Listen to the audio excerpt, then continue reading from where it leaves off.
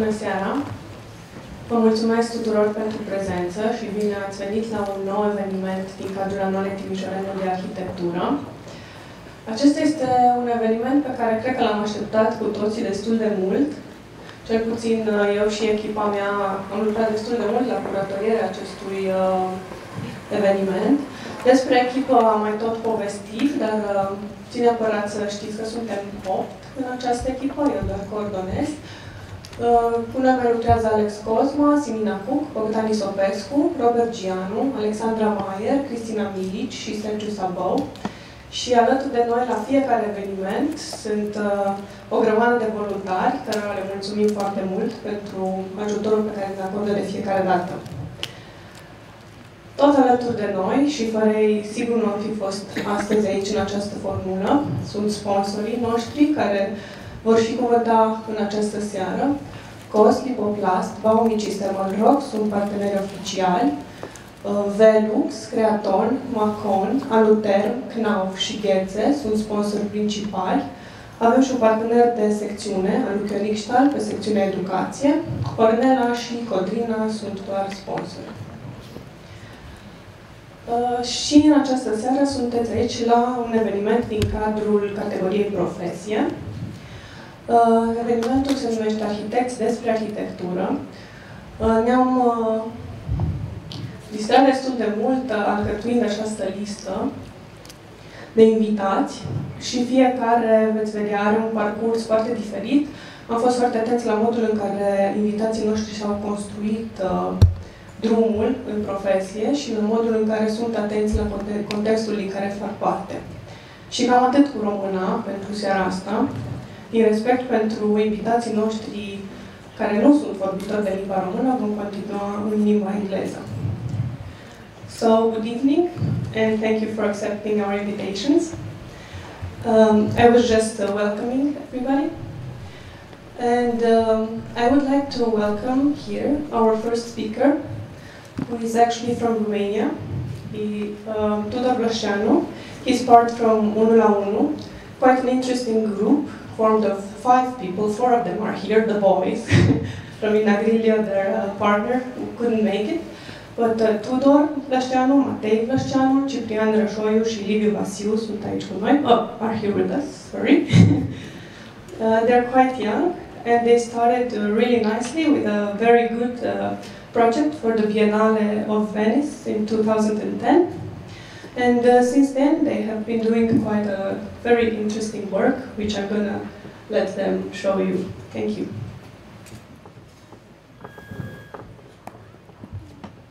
Hello. Good evening. My name is Tudor Blășceanu, and I will speak for UNULAUNU, our office. This is what we produce. It's a cover with our covers for the booklets that represent our project. We thought about the theme of discussion that present is bringing to the table, and what we could synthesize from everything was, for us in the present, 2 main questions: the way we practice architecture and what architecture means for us. So the first question is something more the back scenes of our organization, or something more informal. And what architecture means for us, it's something that is kind of formal. So it's something that is more professional, I'd say. So I will start with the first part, which is something that we actually never talked about in public, the way we practice architecture. And yeah, we discussed together what we should say in this lecture, and actually we didn't manage to get to a conclusion because we don't have yet a way to practice architecture. We don't know if this is a good way or a bad way, a good thing or a bad thing, but we actually don't have it. I think on a good side, that allows us to be more free and more flexible to the future and yeah, of course there are the downsides. But what we could show you, of course, because besides this we should show you something. It's an exercise we did this summer. We were invited in Port Academy and to have the workshop, and we thought that this represents in a way best how we work. So the idea of the project was this chain of consequences, where basically the end result was removed. So actually our students were presented with a non-brief, because at the first moment they should have only picked like an image that they like, and then we would discuss what is the thing that they like, and from this they would extract 3 words. Then further on, then they will produce architecture out of. So the first step was the fantasy. So in this exercise, they could be as free as possible. They would just bring anything, and yeah, it was a surprise that the fact that they already started to reduce their horizons, but even though we kept telling them that anything was possible. Most of them brought architecture already, even though we didn't ask. Just to show us a similarity with the way we work, we are having this Tumblr where we collect different images that kind of inspire or trigger ideas for us. So we are doing the same thing in a way. The next step was, after this very subjective step, to actually synthesize everything. So we asked them to create a collage out of the first picture and the words that they chose or they explained. Here are the results, and of course then we stepped into architecture, and that's when everybody was very happy for the first time. So here we call this part the desire, because we told them that in this part they should design a space with a stair. So that was the whole brief. And of course questions arised, and yeah, they didn't know actually what was going to happen. But yeah, slowly they started to design, and you could see already that everything is very diverse. And yeah, the next step was the crisis, when we actually told them the final part of our project, the fact that they were actually part of the same big project. So we asked them to draw a number, and each of the numbers represented a floor in a tower. That's also the part where we had a surprise, because we thought that they would start to reduce their small museums, and they would start thinking, and that's where actually our surprise, I think, it was a good thing that it showed the fact that even us couldn't foresee the end result of the project. So here it is. It's like a 192 meters tower. You have the big stair, or one of the guys did like a stair of stairs. It's kind of cross-bracing the tower, it's holding it together. And that was also the nice part, when students that were actually not interacting together, they started to talk, because they had to talk with the colleague that was below them, and everything had to fit, you know, like the stair should go all the way up the tower.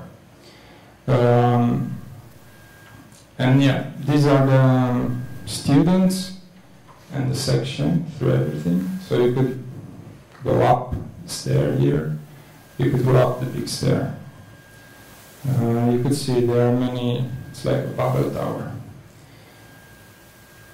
And then the last part was the confrontation, when we asked them to actually present their work in an original way, not using words. So they actually made a choreography where they mounted the model, which was too big to stand vertically. So this is us. We are 5. This is actually one of the few pictures we have together, and it was done on 11/11/2011. It was kind of a super small project. And this is the thing that brought us together. It's a competition we made for the Romanian pavilion. We never expected to win. We won. In short, we decided to exhibit space, more precisely 94.4 square meters, which was like a derivation out of the density of Bucharest at that point. And this is us, just to make like a correlation with the previous exercise. We were all like working and experimenting in different places. This was our location when we did the Venice Biennale, and then we moved. They went to Hong Kong. Some of the guys went to Netherlands. I went to Bucharest, and that's where we actually all met in Bucharest. And this was kind of a rational decision. Now Romina is in ETH teaching. So the synthesis was the moment when we actually thought we need to make an office, and we decided to make it in Bucharest because this was like, even though we were abroad, we thought this is a good place to be. And we based our decision partly on the fact that we are from Romania, but also because the number of people per architect is the largest in Europe, in Romania. So 3,900 people. In Italy is like the lowest. This was like, we looked at the economy, and yeah, the years that we were studying and actually graduating were the worst.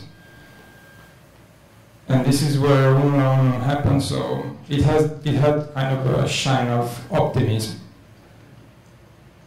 The crisis, or it's not necessarily a crisis, but it was the first moment when we were presented with the fact that we have to integrate in a society or integrate in something that is bigger than us.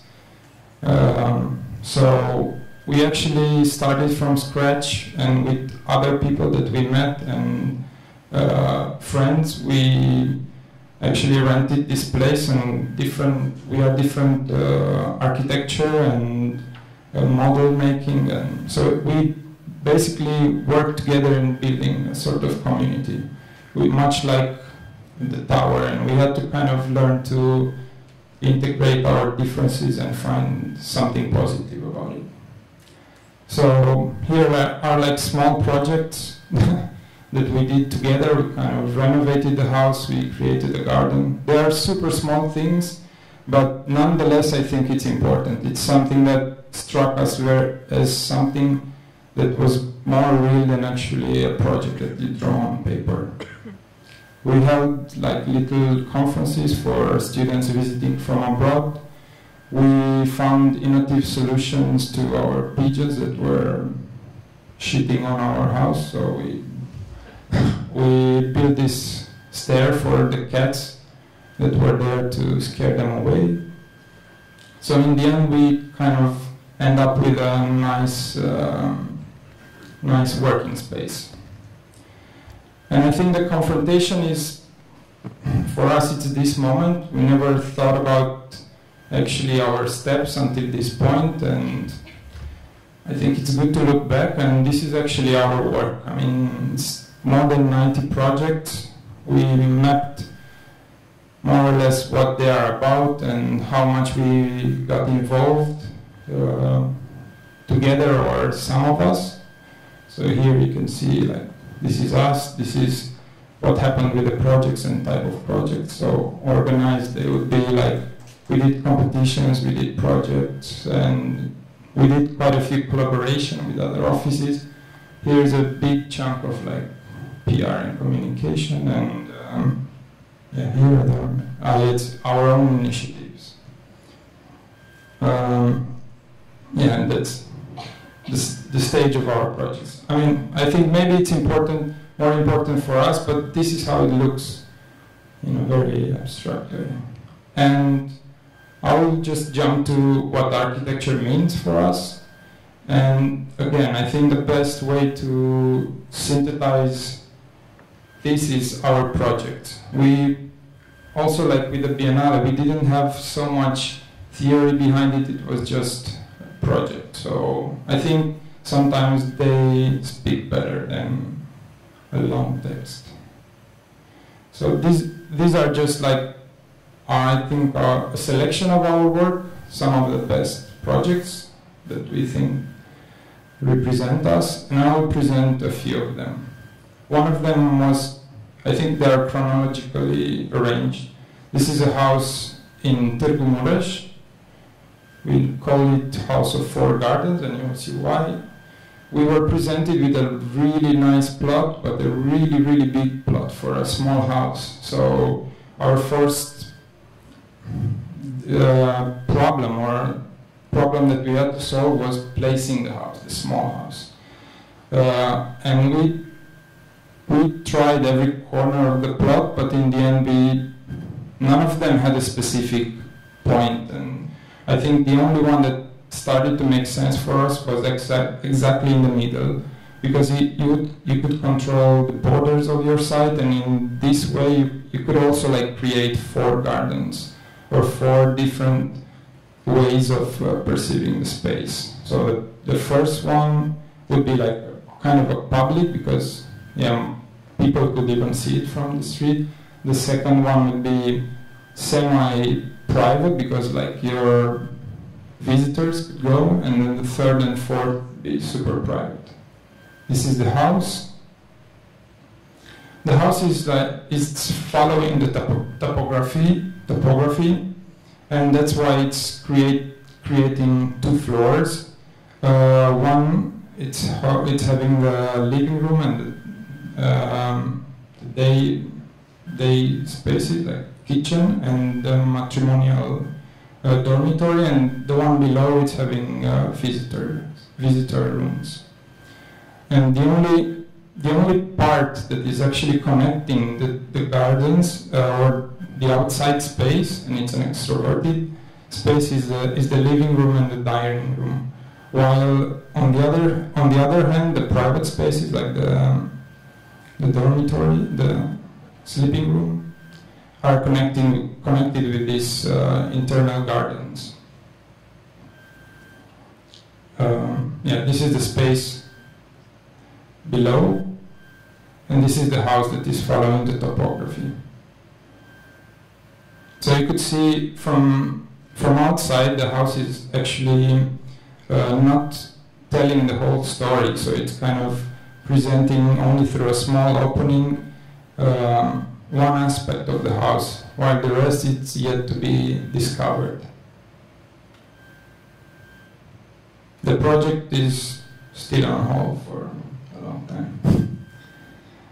I think that the clients were afraid of the fact that it was too simple.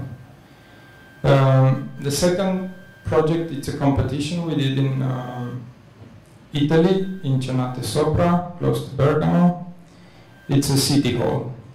And we were presented with this plot that was in the center of the city, the village, next to the church and the library and the gym. So what we did was just to take the maximum amount of built space that we could use, while at the same time leaving the maximum maximum public space that would work together with the other community buildings. So as you could see here in the master plan, it's actually creating a nice public space, and the shape of the building was not important for us. It was just a result of this very rational move. Also, part of the brief was the fact that the building should not be higher than 2 stories, and we we looked around quite a lot to find different solutions to this strange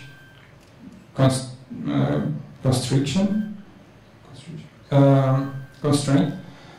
And what we decided to do, also because of the fact that the topography was connecting two different heights, so one of the plaza here and one of the elevated street. So one of the streets here. We decided to have this stepping two floors that would actually follow the topography. And in that sense, the building actually consists of one continuous floor that is actually managing to achieve the maximum connectivity within the building, because the program was asking for a library, for office space, for pharmacy, for auditorium. So we thought about this building as like an organism that should have the maximum connections possible. So in this way, everything it's hyper-connected, I would say.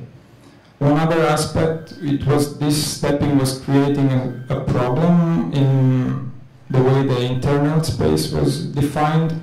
You could see here on the left side, the steps are kind of creating a lower height where they meet. So one decision was to actually slide them just with the width of the floor plate. And then, of course, the step would become the beam, and then the pillars would be slightly tilted to connect all the beams. So I think in this sense that the building becomes kind of a representation of this stepping. I mean, it's becoming visible. Here are the elevations. Some views from you could see it through the auditorium all the way down to the plaza. Here are the program that was asked. And the building it's like a big stair, so you could also, and it's a private one because you could only enter it in the program zones, but we decided to actually have like a hidden stair that would actually connect these two main areas. Also on the elevated level, it's also connecting with the other cultural buildings like the school and the gym and the library and the auditorium.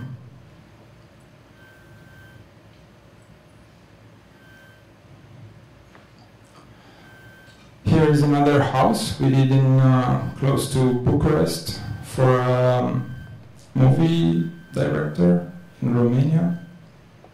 He had this plot next to a nice forest.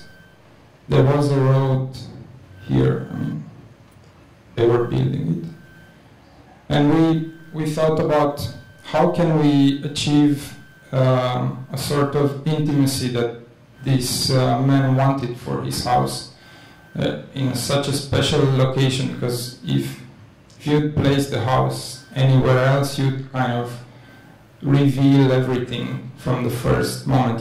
You could see the house from very far out. So one decision was to place the house exactly on the corner where the road would meet the plot, and create this outside room, we call it, that could actually take different usage throughout the day. And it would act as a buffer zone between the wild exterior and the super soft, intimate interior that he would want for his house.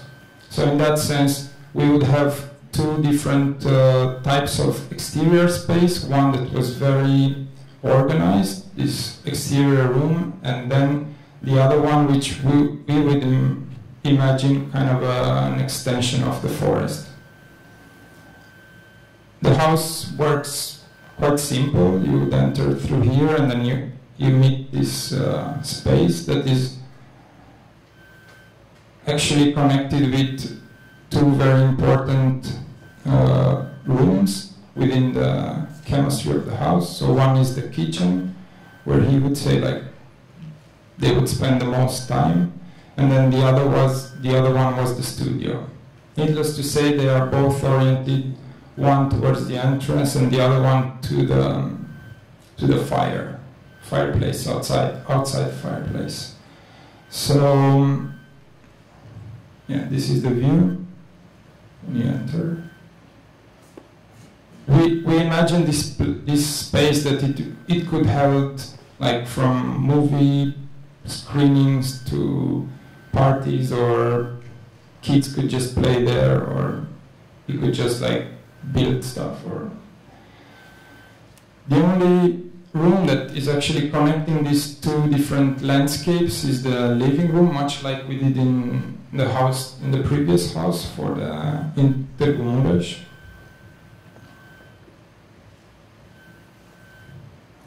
And the house is also like not following the topography, but it's using this half floor to create half sunken sleeping rooms. You see it here in the model.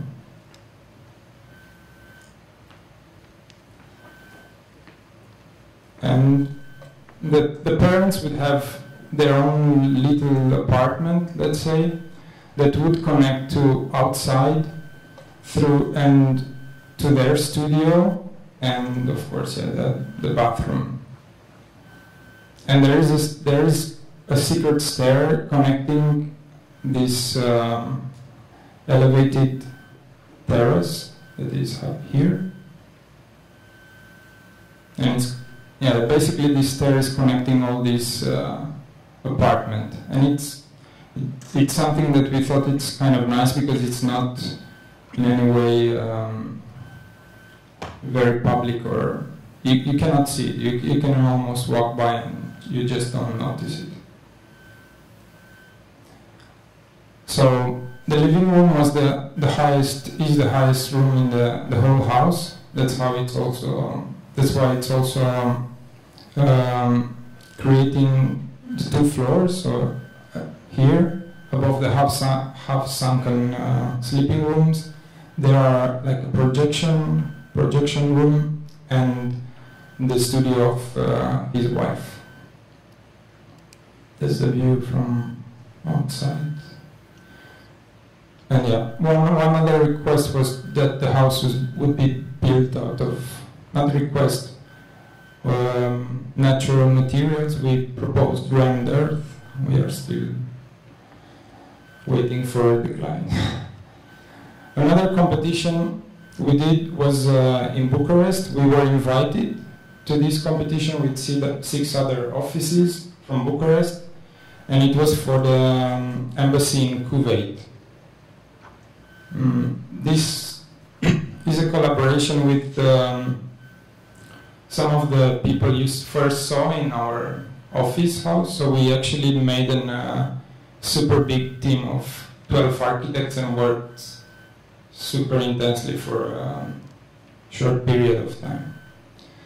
The location of the site, it's in a pretty nice spot in Bucharest. It's close to the lakes. So from a certain point you could actually enjoy a very nice view towards the lakes. That's also the reason why we chose to actually elevate the most public space to this level here, that would actually allow this spectacular view to be seen. While on the lower part you could actually have like the machine of the office space, which would be very rigorously organized, and yeah, it would work in a very precise way. One other aspect of our project was the fact that there was a need for a lot of square meters in a very small plot, So one way to deal with this was to introduce this split floor that would actually bring maximum connectivity, and we could also make this half-sunken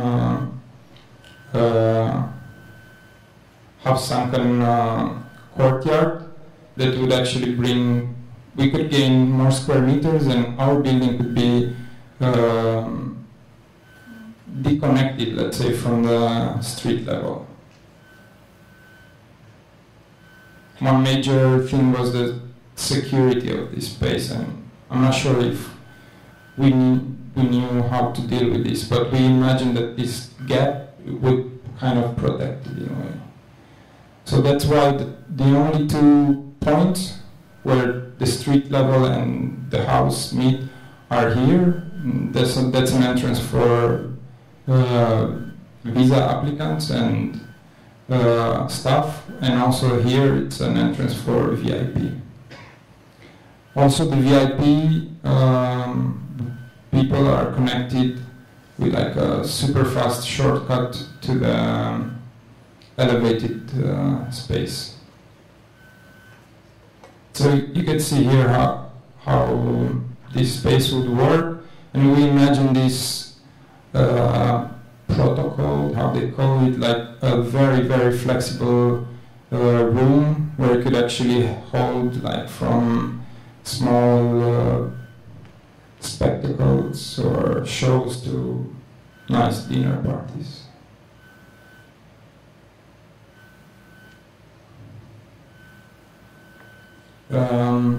One other project that we actually brought with us here, it's the result of let's say a competition we won. So this the beginning of the year we sent an application to Germany to this competition for young architects. So basically we would show our office. We won, and part of the prize was to design an exhibition that would show our work. This has been held in here in Stuttgart, and this was the exhibition. So the basic idea was to actually find a way to present architecture in a different way than the 2D panels that we are so used with. And while doing our research, we found this thing that was kind of intriguing for us, a device that was popular in the 1900s, and it was actually presenting, I think it was called a Kaiserdom or something like that. It was presenting pictures from the new discovered parts of the world, masses in Vienna. And I think it was a nice way to actually manage to show something that you could almost never imagine. And yeah, basically it was using this stereoscopic effect. So each eye has a different picture, and the image is recreated in your head, much like you already seen it. I think the interesting fact for us was the idea that the whole image is creating in your head, and it's not something that is already existing. So it's placing the viewer in the center of the work itself. So without you to see it, it's just two pictures. When you look at it, it's becoming something more. This was the exhibition. And the last project I'm going to show, it's a competition we did in Portugal, close to Porto, in Castelo de Maia, I think. And basically we had this site, these industrial buildings that were almost run down, and the initiative of the competition was to, in the end, to bring some life to this place. We were looking at the site, and This was located in a suburb, and we identified one problem to be a very, very low density. So actually these buildings were almost like the biggest thing built around there. And they were creating in a nice way a sort of density that you would not find around there. The brief was allowing us to actually tear down almost everything except this tower here, and was asking for 4,000 square meters, while the site is like 12,000 square meters. So already like the brief was reinforcing the problem that we discovered.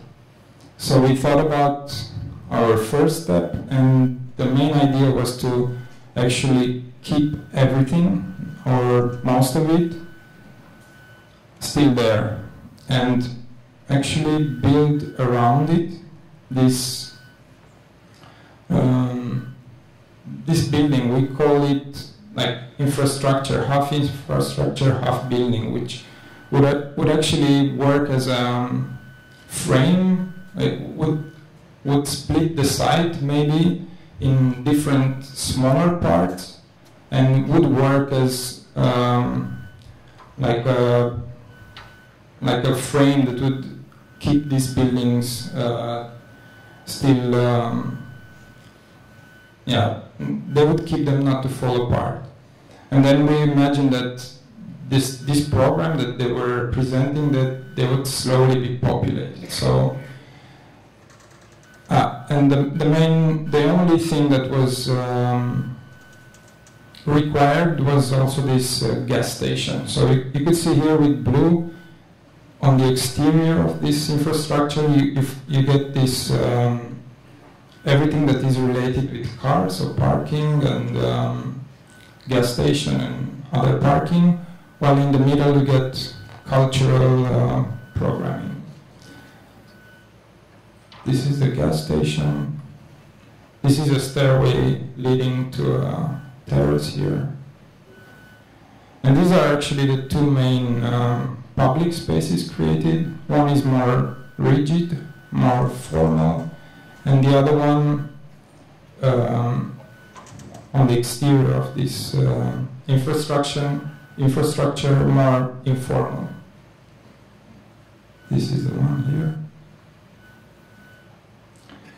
This is also connecting with the train station, very close by, and it would work as a shortcut. So instead of taking the highway here, because it's like a highway, you could just like shortcut everything and arrive to this part. This is how it looks.